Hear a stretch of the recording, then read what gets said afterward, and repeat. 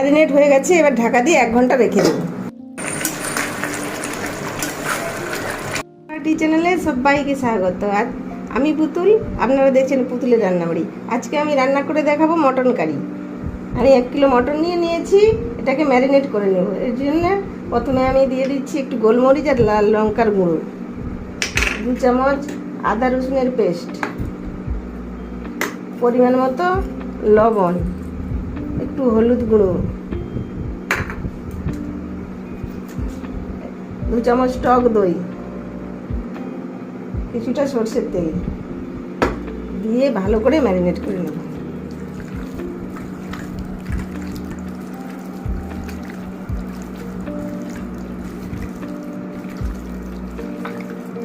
Marinate হয়ে গেছে, এবার ঢাকা দিয়ে 1 ঘন্টা রেখে দেবো। কড়া গরম হয়ে গেছে, এবার কড়াতে তেল দিয়ে দিচ্ছি মটন কারি বানানোর জন্য। তেল গরম হয়েছে, তেলের মধ্যে আলুগুলো দিয়ে দিচ্ছি। একটা আমি আলু দিয়ে মটন কারি বানাবো, সেই জন্য আলুটা আগে ভেজে নিচ্ছি।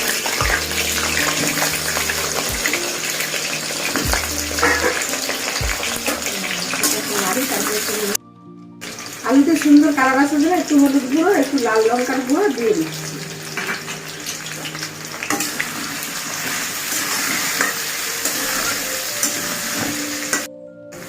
আলুতে সামান্য নুন দিয়ে আলুটা ভেজে নিই, তাহলে আলুর মধ্যে একটু নুনটা ঢুকে যাবে।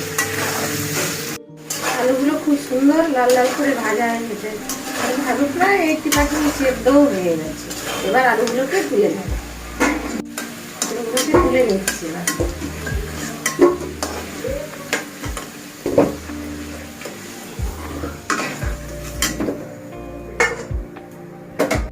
ওই তেলের মধ্যে কিছু গোটা গরম মশলা দিচ্ছি, 2টো শুকনো লঙ্কা, দারুচিনি, তেজপাতা, লবঙ্গ, এলাচ,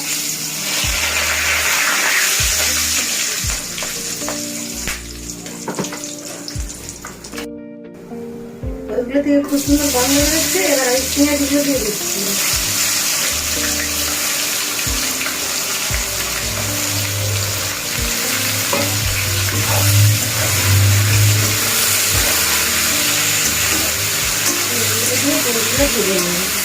লাল লাল করে ভেজে নেব। পেঁয়াজটা ভাজা হয়ে গেছে, আদা রসুন কাঁচা লঙ্কার পেস্টটা দিয়ে নিই।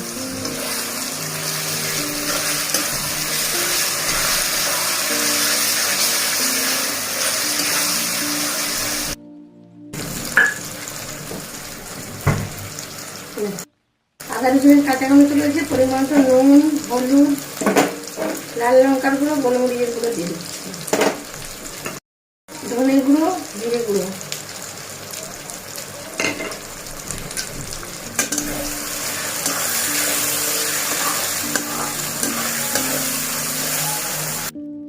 গুঁড়ো মশলাগুলো একটু ভাজা ভাজা হয়ে গেছে। এবার টমেটো বাটাটা দিয়ে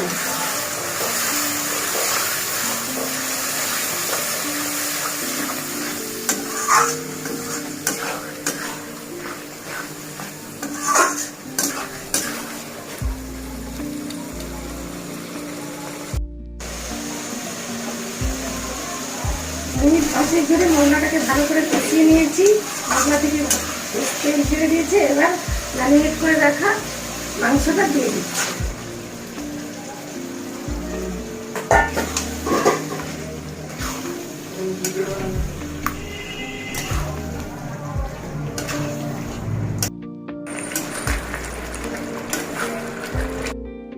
এই চাপা দিয়ে দিয়ে কিছুক্ষণ কষিয়ে নিয়েছি। এইভাবে চাপা দিয়ে দিয়ে কিছুক্ষণ ধরে কষাতে হবে। তেল ছেড়ে এসছে, এবার আলুগুলো দিয়ে আর একটু কষিয়ে নেব।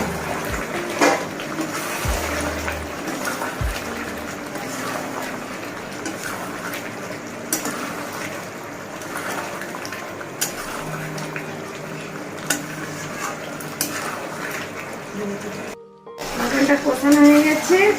এবার আমি একটু পাতলা ঝোল বানাবো, তো তাই আমি একটু জল দিয়ে ভালো করে কষিয়ে নিচ্ছি।